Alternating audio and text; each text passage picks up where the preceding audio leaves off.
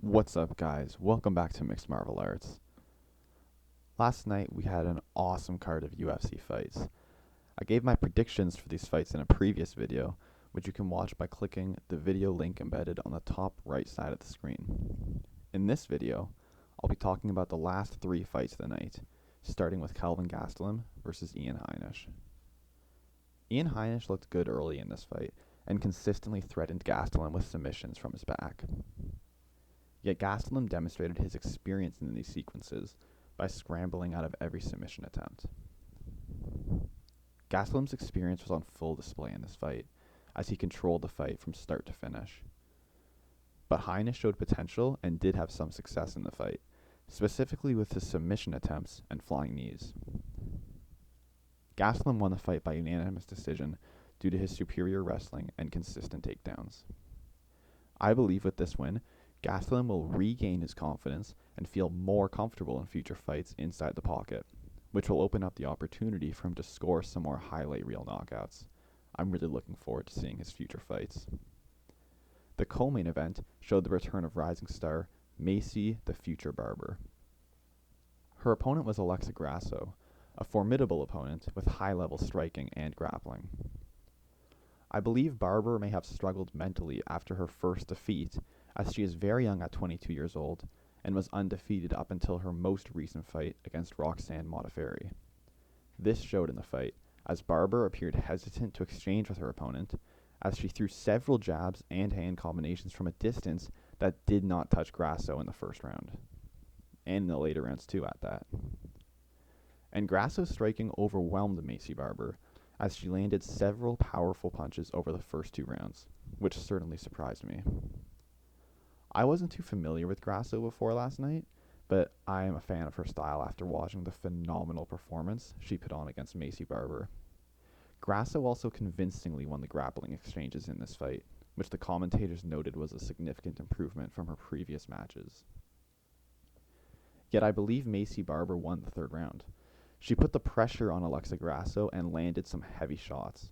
This demonstrated Barber's high fight IQ, as she was aware that she needed a finish in the third round.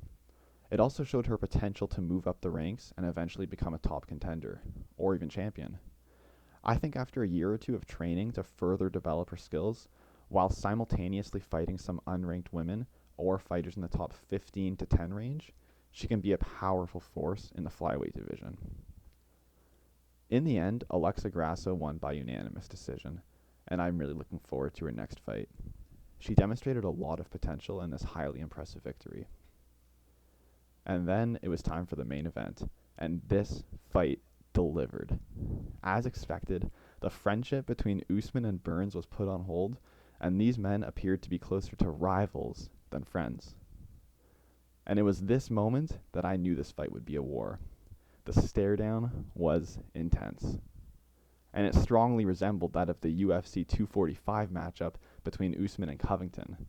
And as we all know, this was Usman's toughest and most exciting fight to that point. The fight began, and Burns showed that he has the better striking. He dropped Usman early, and Usman never looked comfortable in the first round. Usman would later admit that this was what their sparring sessions looked like at Sanford MMA. It is clear that Burns had no respect for Usman's skill, as he knew he got the better of Usman in their training sessions, which I predicted in my pre-fight video. In fact, I would argue that this was Usman's worst round in his entire UFC career. He didn't land anything of significance and showed no willingness to engage with Burns on the ground, which isn't surprising considering Burns' high-level jiu-jitsu. However, Trevor Whitman is an MMA mastermind and motivated Usman in between rounds, repeatedly encouraging his fighter to fight behind his jab. What followed was a sight to see. Sparring is different from a fight, and Usman brought the fight to Burns in the second round. His technical striking got the better of Burns and hurt him on multiple occasions. And as I said in my fight prediction video, I believe Burns is the better fighter with more tools and ways to win the fight. But when I was younger, a great instructor told me that you can win most fights with a good 1-2, which is a basic jab-cross combination, and this resonates with Kamaru Usman. Does he have more tools than Gilbert Burns? No, but he is the more technical striker, as he is very good at what he does. Just like his coach Trevor Whitman said in between rounds 1 and 2, Usman is the champion because of his jab, and Usman proved it in rounds 2 and 3. Burns never recovered from the adversity. Although the first round proved that Gilbert Burns is a top welterweight, he simply got in trouble and could not find a way out of it. This led to a TKO victory for Usman 34 seconds into round 3. And it was sad to see Gilbert Burns crying in the octagon after the fight.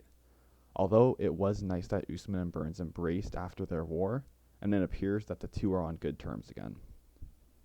But Usman remains the champion, and that begs the question of who his next opponent might be.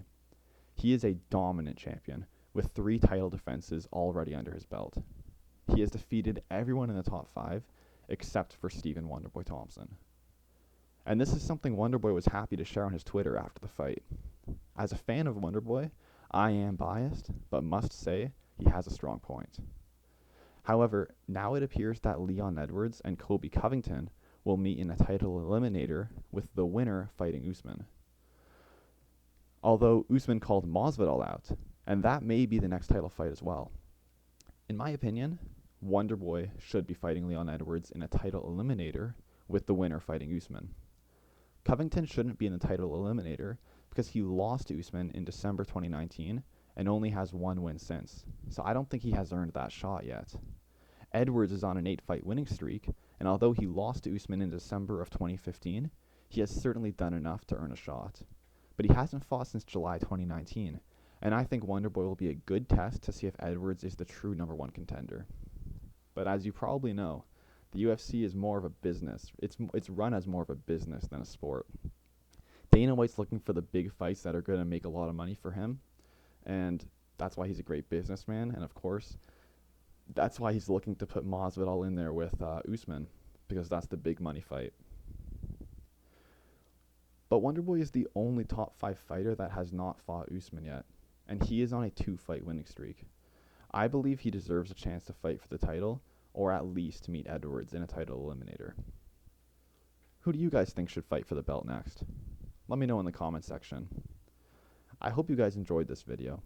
Till next time, hit the like button if you enjoyed hearing my take on UFC 258, and hit the subscribe button for more content like this. I'll see you guys in my next video.